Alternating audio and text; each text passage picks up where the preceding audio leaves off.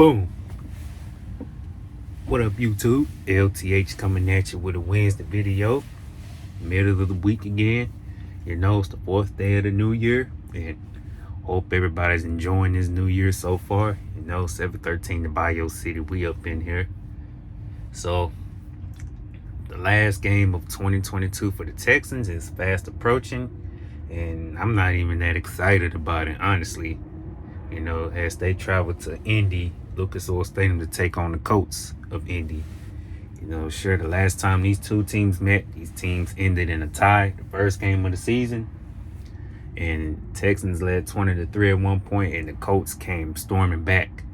You know, should have won that game, actually. You know, the way that team performed, the Texans performed in their second half, you know.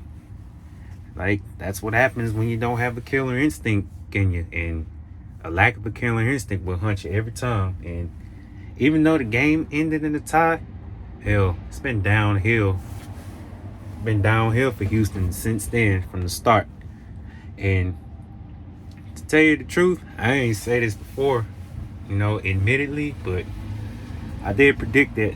Well, actually, yeah, I did. I did predict before the season that the Texans will finish 7 to 9 wins at best, plus missing the playoffs. But I am accurate about them missing the playoffs, which was expected. But as far as the 7 to 9 win prediction, turns out I was wrong. You know, I mean, the hiring Lovie Smith as head coach turned out to be just as worse as I thought. Every Texan fan thought. But Texans versus Colts, round 2. Well, I don't even see this team winning, honestly, you know, since the Bears, you know, and Texans vying for that top pick of the NFL draft.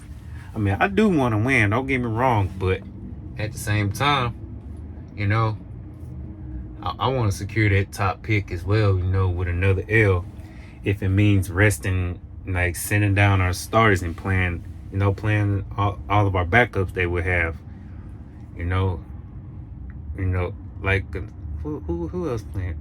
Like the Bears, I think, are doing it, like playing their backups. I mean, correct me if I'm possibly wrong, but I just wanted to throw that out there and stuff like that.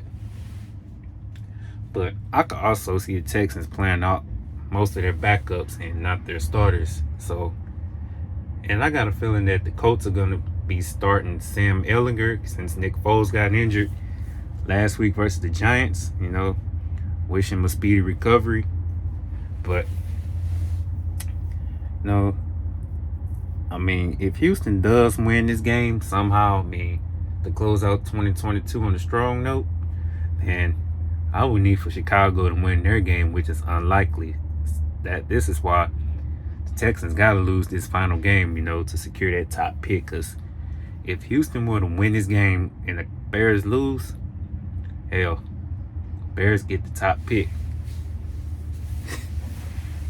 But they say everything's possible, but everything is unpredictable at this point in the NFL, you know, because I mean, I really want to draft Bryce Young for sure. You know, had the Bears found a way to win last week, that top pick is ours for the taking, hands down. I mean, hell, it could have been ours a little sooner, to truth be told. You know, and then, if I'm not wrong, the Texans could evaluate Lovie Smith, you know, as far to whether he gets to stick around another year or not. Because either way, the coaching staff need changes. But I'll talk more about that in another video. So, let's see what happens. I mean, I could care less about what the keys to this game looks like. I mean, I'm still going to watch him play. And I know, you know, Jalen Petre's been a dog this year. You know, I know some players of Houston are out on IR, but Damian Pierce and Stingley played their asses off as rookies. But Petre's been a dog, man.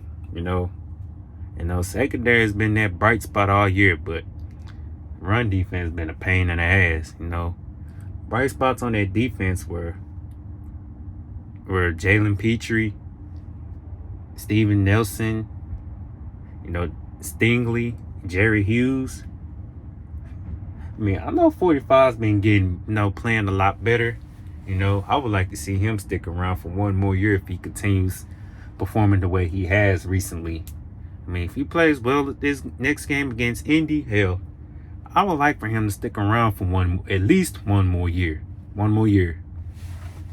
Because I know other teams are going to look to sign him like 2-3 year contracts. Number 45 of the Texans. So, yeah. I mean, let's see what happens.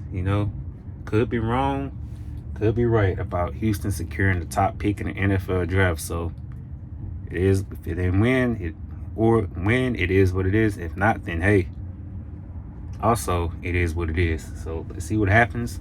LTH checking on up out of here. Go Texans.